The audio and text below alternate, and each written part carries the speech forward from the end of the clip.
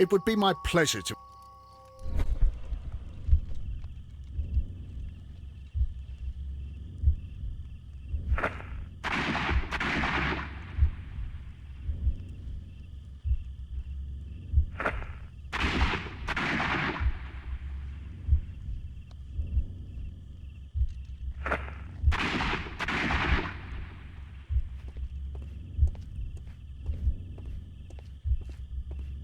I am unable to see any higher. I need to find something to lift my lamp.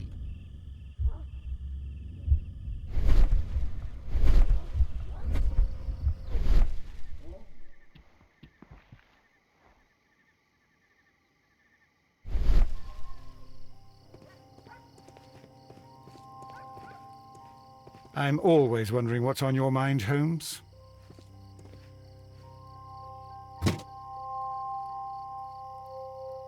This should be useful.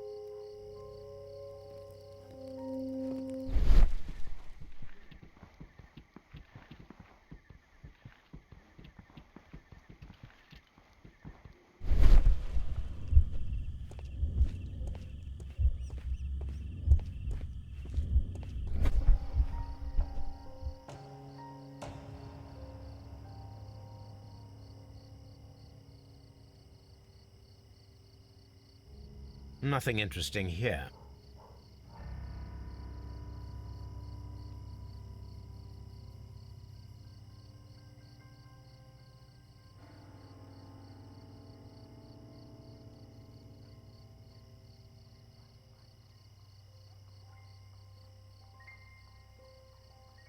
Not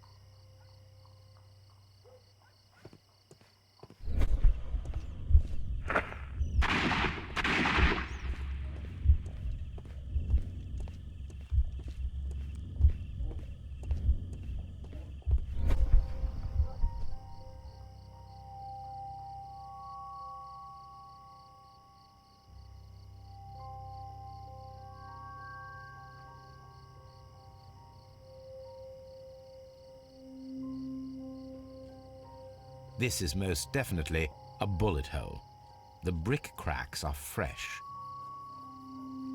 Watson, there was a third shot fired in this street.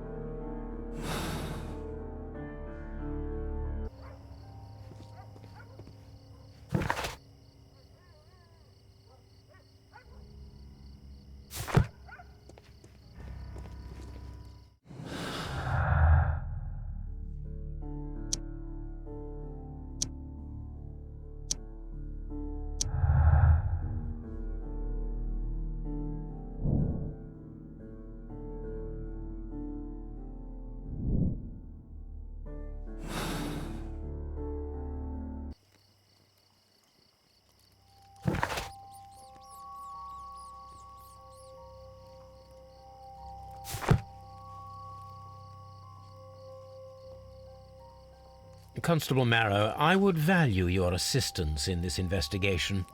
It would be my pleasure, Mr. Holmes. I would like to make sure that there are no places in Half Moon Street where a man could hide while you were running through it with your lamp. All right, Mr. Holmes, what should I do? Take your lamp and start walking, just as you did before, and try to find me. Understood.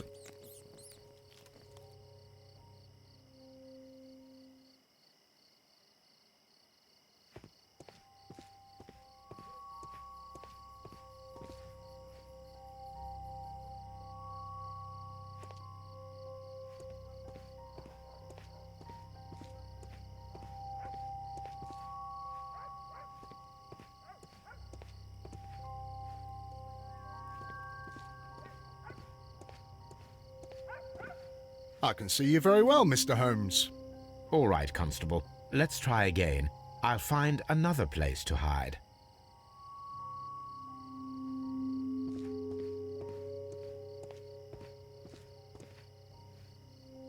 Here you are, Mr. Holmes. All right, Constable. Let's try again. I'll find another place to hide.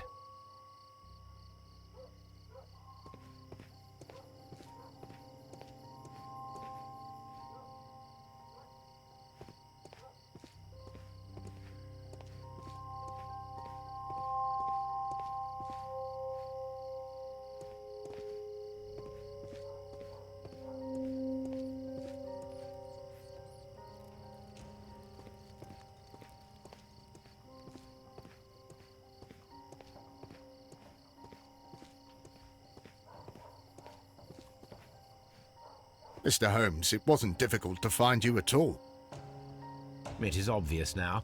No one could escape Constable Marrow's lamp while hiding in the street.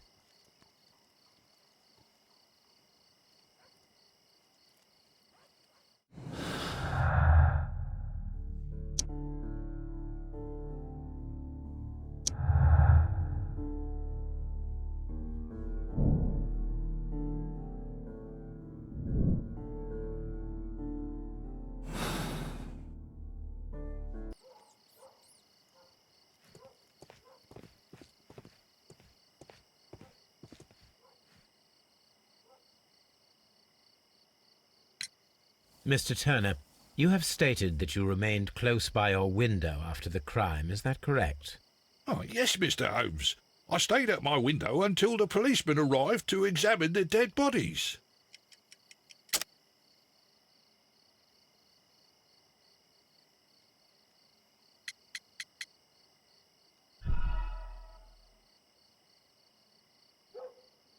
Oh, yes, Mr. Holmes. I stayed at my window until the policeman arrived to examine the dead bodies.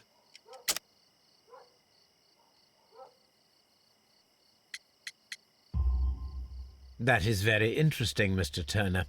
Constable Marrow stated that he did not see anyone at the window when he was running through Half Moon Street. Well, I think Constable Marrow and me, we might have been distracted by the whistles and shouts coming from Whitechapel. We could have missed each other somehow. You understand what I mean? It was a bit of a stressful moment, to tell you the truth, sir. Allow me to form my own theories, Mr. Turner. Would you mind showing me the view that you had from your window? Not at all, Mr. Holmes.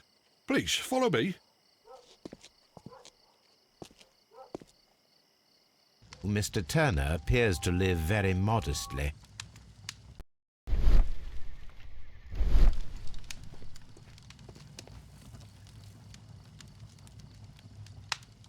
The books on this shelf are in a mess. It looks as though Mr. Turner was trying to find something in a hurry here a short while ago.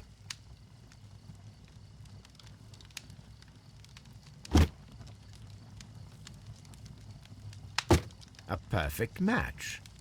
So, Mr. Turner broke his stick when it became stuck between the cobblestones. He did not mention that he was so near to the victims.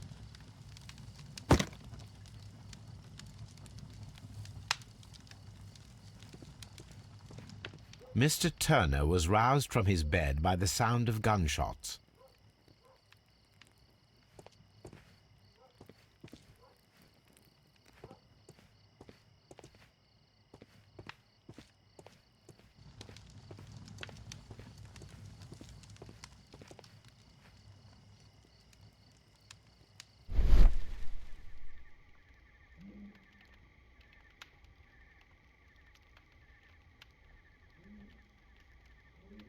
There are pieces of shredded paper scattered over the table. This kitchen knife is quite sharp. This kitchen knife was used to cut the paper.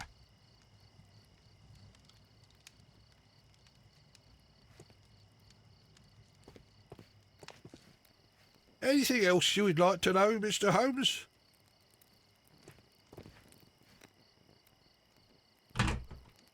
So, that's the view Mr. Turner had when he opened the window.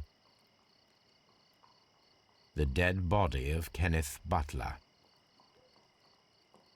Brian Vercotti's contorted corpse. Mr. Turner had a perfect view of the crime scene. He saw the bodies clearly, and Leighton Chapman standing over them.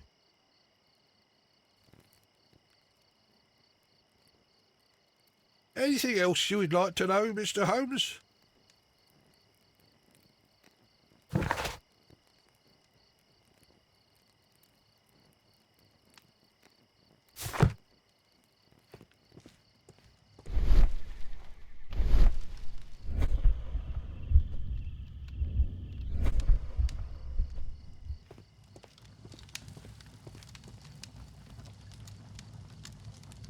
This fire is dying out. It was last tended to over an hour ago.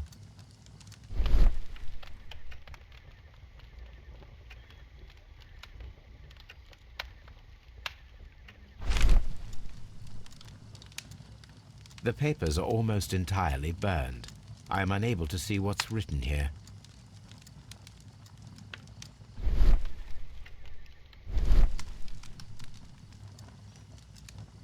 These words are illegible. The papers were thrown into the fire just a short while ago.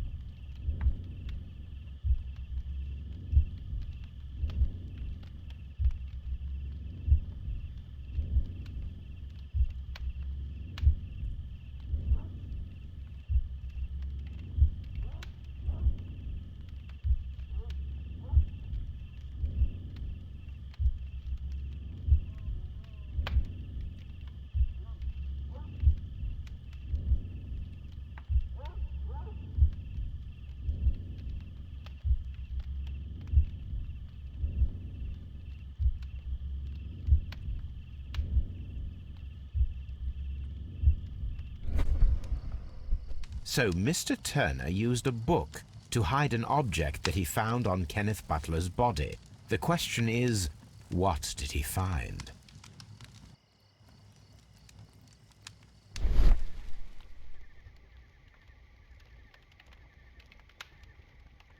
I can see prints from greasy fingers upon the cover of this book. Let us take a closer look. Well now, what a find! A precious jewel, concealed inside a book.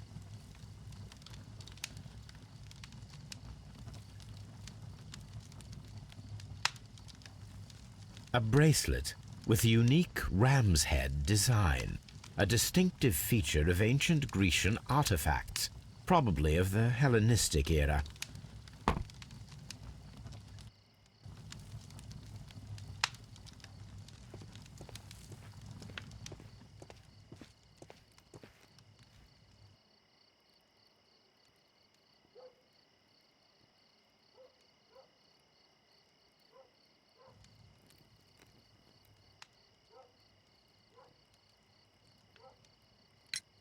Mr. Turner, How would it be possible for a man of advanced years, such as yourself, to rush from his bed to the window in a matter of seconds, as you have stated? Well, I'm able to move very quickly, despite my age. And when the situation requires it, Mr. Holmes. I highly doubt that, Mr. Turner. I observe that you suffer a severe limp due to your injured right leg. It would have taken at least 10 seconds for you to approach the window. That means you could have easily missed something or someone in Half Moon Street during that time. You're right, Mr. Holmes. I could have missed something. But it did seem to me that everything happened so quickly. Time can pull tricks on you. And what of everything else that you told us? Mr. Turner, it is vital that we have your complete and true statement. Mr. Holmes, I do assure you that the other things I said were most sincere.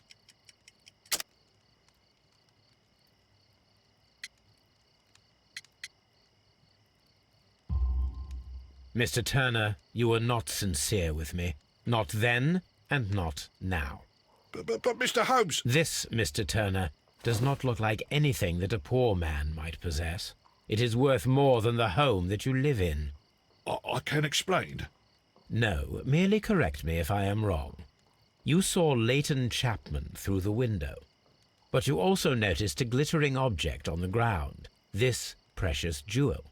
You walked down and took the bracelet from the body of Kenneth Butler, and when you heard the whistles, you hurried away. That broke your walking stick. It caught fast between the cobbles. Constable Marrow was unable to see you in the window as you were climbing up the stairs on your way back to your flat. Upon returning home, you hid the precious jewel inside a book. Mr. Holmes, please don't send me to prison. I didn't do anything bad. I'm just a poor man. When I chanced upon the bracelet, I saw it as an opportunity to make a little money. I was desperate. I only took the bracelet, that's all, I swear. You made a mistake by lying to me. But you are not a criminal. I believe that.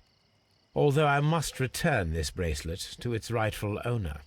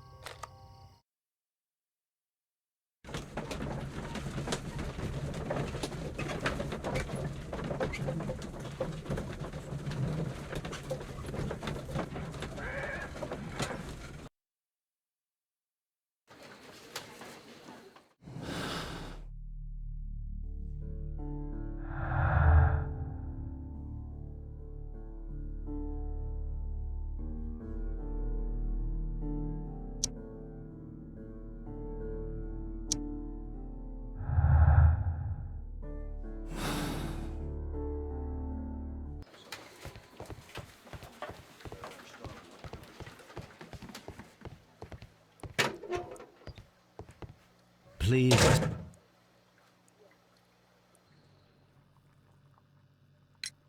Leighton, I confess I am puzzled. Why should a young lad like you take a gun from the hands of a dead man and set off in pursuit of a probable killer? I know. I keep wondering that, but at the time it was like a reflex. A criminal ought to be arrested, and he was armed. You were willing to risk your life. That was a little foolish, unless you wanted revenge. No, Mr. Holmes. I was just being brave and stupid.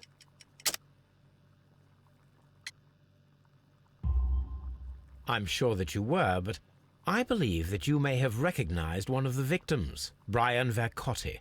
You knew that gentleman well, did you not? However could you know that? You have a typical tattoo of the Westgate Brotherhood upon your hand. I observed exactly the same mark upon Mr. Vercotti. You came to know him from your sharing a past prison sentence. Am I correct, Mr. Chapman?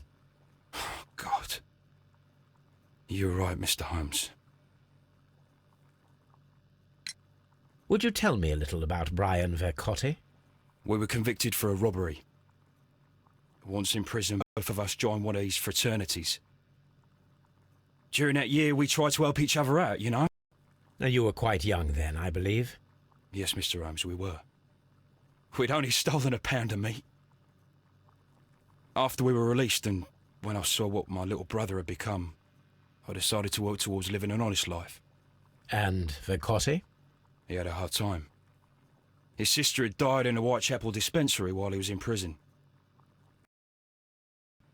Our paths split. He fell back into crime. So you lost him? Yes. And for around 2 years, I heard no news of him at all. We shall see you soon, young man.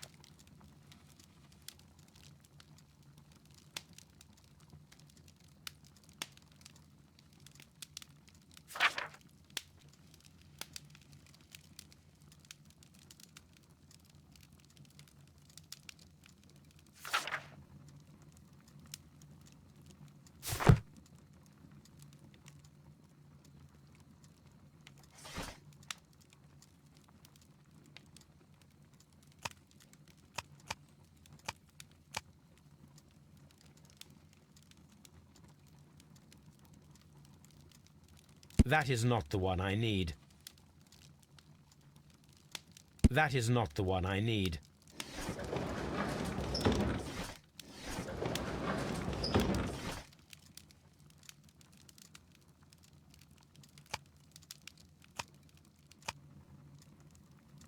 That is not the one I need.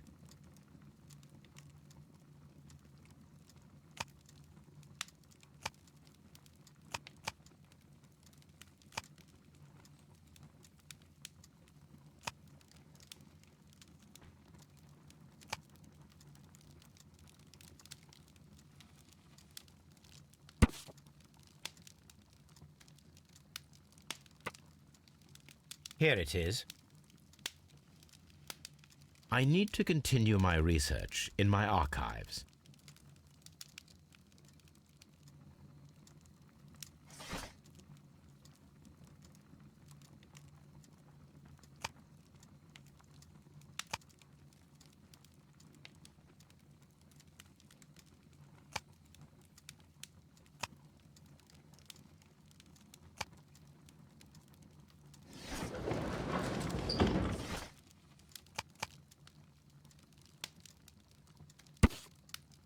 Here it is. One of the victims, Kenneth Butler, was involved in the story of the stolen Hellenistic treasures. A visit to his pawn shop should tell me more.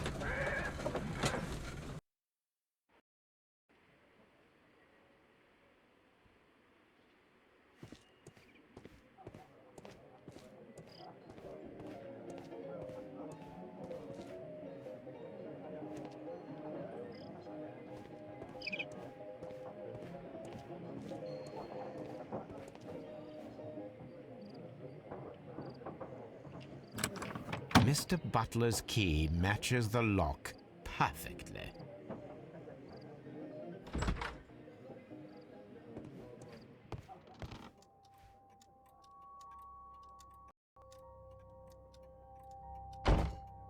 These tools are exactly what I need to climb the wall.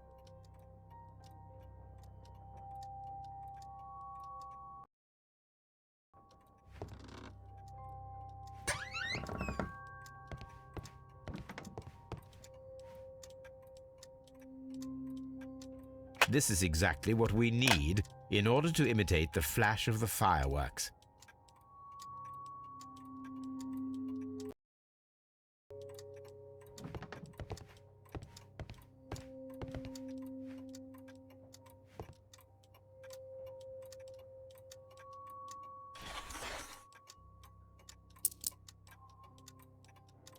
The ram's heads. This necklace belongs to the 5 Rams of Mittelin collection. Interesting.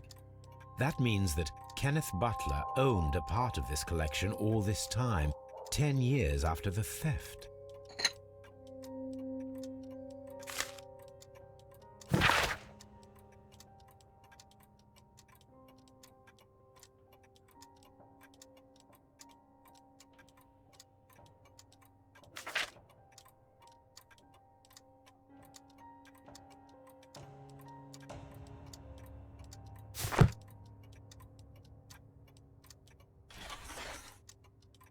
It looks as though Mr. Butler kept a careful record of his operations.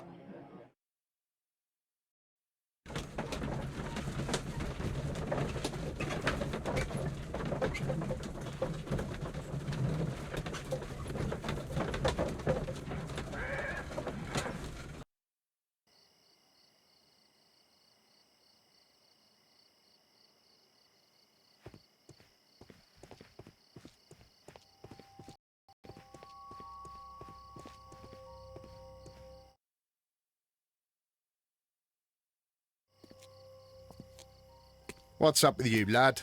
What are you waiting for? I'm waiting for my brother to be released. Your brother? The one that you caught, beat up and imprisoned. Ah, the murderer. He ain't killed no one, copper. Watch your mouth, lad, else you'll be joining the cause.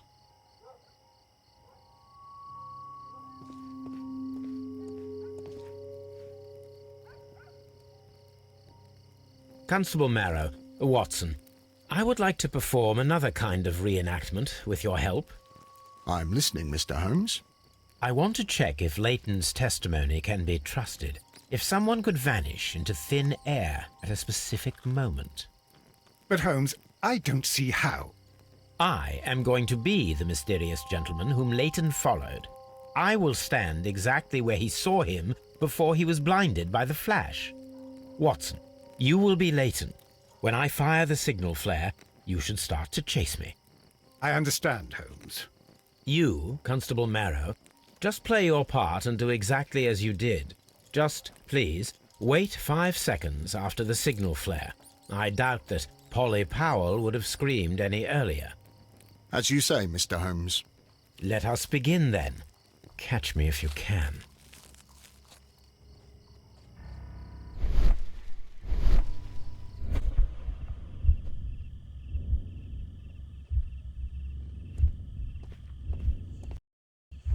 The moon illuminates this wall. Anyone trying to climb it would be easily spotted by Constable Marrow. This wall is cast in shadow. It would be difficult to see anyone scaling it.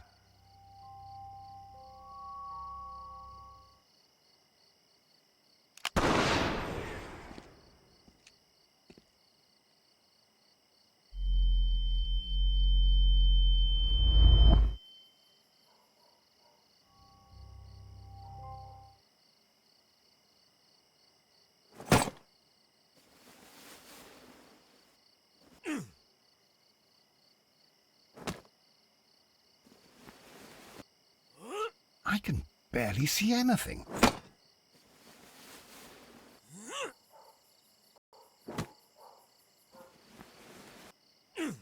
Holmes? Are you there?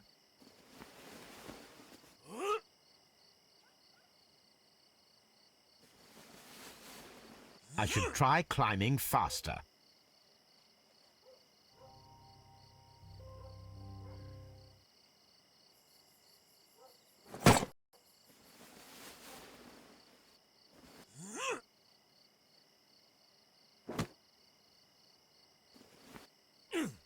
I can barely see anything.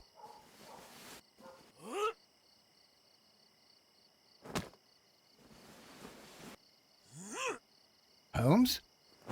Are you there?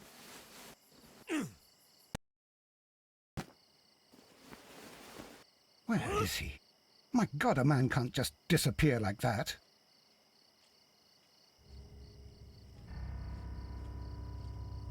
Holmes? Holmes? Where are you? I can't see you, Mr. Holmes. Dr. Watson, it seems that Mr. Holmes has disappeared. Don't worry, gentlemen. I am up here, above your heads. How on earth did you get up there, Holmes? I am using crampons and a climbing axe, although the person we are looking for did not leave any traces of such tools. Bull, is there any way to get to the top of this building? Yes, Mr. Holmes, I can show you. The door to the building can be found from Whitechapel Street. Gentlemen, I am on my way.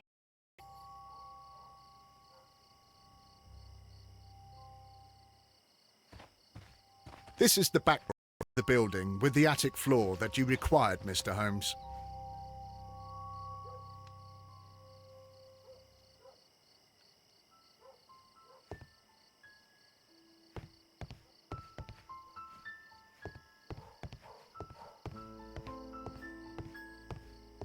These shards of glass are from the window above.